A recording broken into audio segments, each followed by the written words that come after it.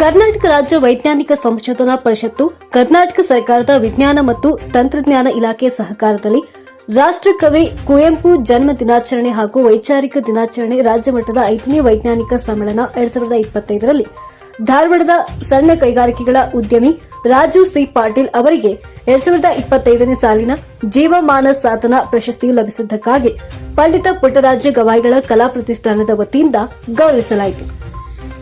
ಈ ಸಂದರ್ಭದಲ್ಲಿ ಪ್ರತಿಷ್ಠಾನದ ಅಧ್ಯಕ್ಷರಾದ ಎಂಎಸ್ ಫರಾಸ್, ಕಾರ್ಯದರ್ಶಿ ಮಾರ್ತಾಂಡಪ್ಪ ಕತ್ತಿ, ಸಹ ಕಾರ್ಯದರ್ಶಿ ಕೃಷ್ಣಮೂರ್ತಿ ಗೊಲ್ಲರ್, ಡಾಕ್ಟರ್ ಮಾರುತಿ ಚೌಡಕ್ಕನವರ್ ಹಾಗೂ ಕಿಟೆಲ್ ಕಾಲೇಜಿನ ಉಪನ್ಯಾಸಕ ವೃಂದದವರು ಉಪಸ್ಥಿತರಿದ್ದರು.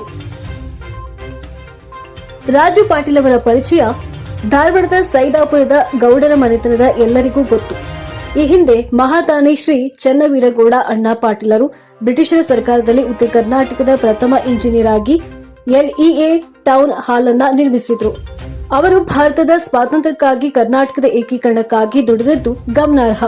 ಮಾಜಿ ಎಚ್ಡಿಎಂಸಿ ಸದಸ್ಯರು, ಬಿಜೆಪಿ ಧುರೀಣರು ಆದ ಅವರ ಮರಿಮೊಮ್ಮಗಗೆ ಸಿಎಸ್ ಪಾಟೀಲರು ಸಾಕಷ್ಟು ಜನಪರ ಕೆಲಸಗಳನ್ನು ಮಾಡಿದ್ದಾರೆ. ಸಿಎಸ್ ಪಾಟೀಲ್ ಅವರ ಮಗ ರಾಜು ಪಾಟೀಲ್ ಎಂಬಿಎ ಪದವೀಧರರು, ಪದವಿ ಪಡೆದರು. ಸಹ ಪ್ರಗತಿಪರ ರೈತರು, ಉದ್ಯಮಿಗಳು ಮತ್ತು ಕಾರ್ಪೊರೇಟ್ ತಜ್ಞರಾಗಿ ಉತ್ತಮ ಸೇವೆ ಸಲ್ಲಿಸಿದ್ದಾರೆ. ಅವರು ಪ್ರಗತಿಪರ ರೈತರು. ಸದ್ಯ ಅವರು ಲಘು ಉದ್ಯೋಗ ಭಾರತಿ ಇದರ ಅಧ್ಯಕ್ಷರು. ಕೆಎಸ್ಎಸ್ಐಡಿಸಿ ಅವರು ಮೆಸರ್ಸ್ ಪಾಟೀಲ್ ಇಂಡಸ್ಟ್ರೀಸ್ ಬೈಲೂರು ಉದ್ಯಮ ಆರಂಭಿಸಿ ಹಲವರಿಗೆ ಉದ್ಯೋಗ ನೀಡಿದ ಹಿರಿಮೆ ಇವರದು. ಅವರು ಈ ಹಿಂದೆ ಐಐಎಫ್ಎಲ್ ಉತ್ತರ ಕರ್ನಾಟಕದ ಗೋವಾ ವಲಯದ ಸಹಾಯಕ ಉಪಾಧ್ಯಕ್ಷರು, ಬೇಲೂರು ಉದ್ಯಮ ವೃತ್ತದ ನಿರ್ವಹಣಾ ಸಮಿತಿಯ ಸದಸ್ಯರು ಆಗಿದ್ದರು.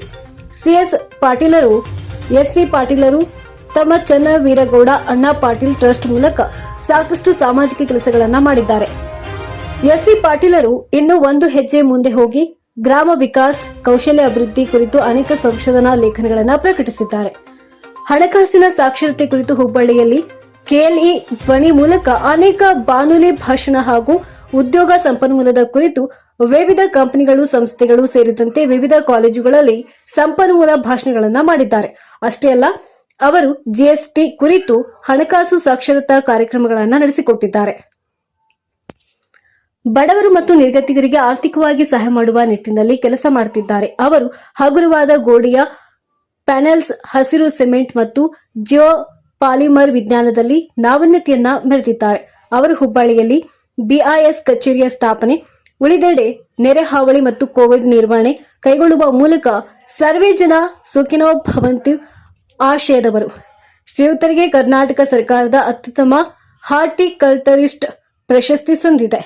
ಈಗ 2025 ಕರ್ನಾಟಕ ರಾಜ್ಯ ವೈಜ್ಞಾನಿಕ ಸಂಶೋಧನಾ ಪರಿಷತ್ತು ನೀಡುವ ಜೀವಮಾನ ಸಾಧನಾ ಪ್ರಶಸ್ತಿ ನೀಡಿ ಗೌರವಿಸಿದ್ದು ಧಾರವಾಡಕ್ಕೆ ಒಂದು ಗೌರವ ಸಿಕ್ಕಿದಂತಾಗಿದೆ.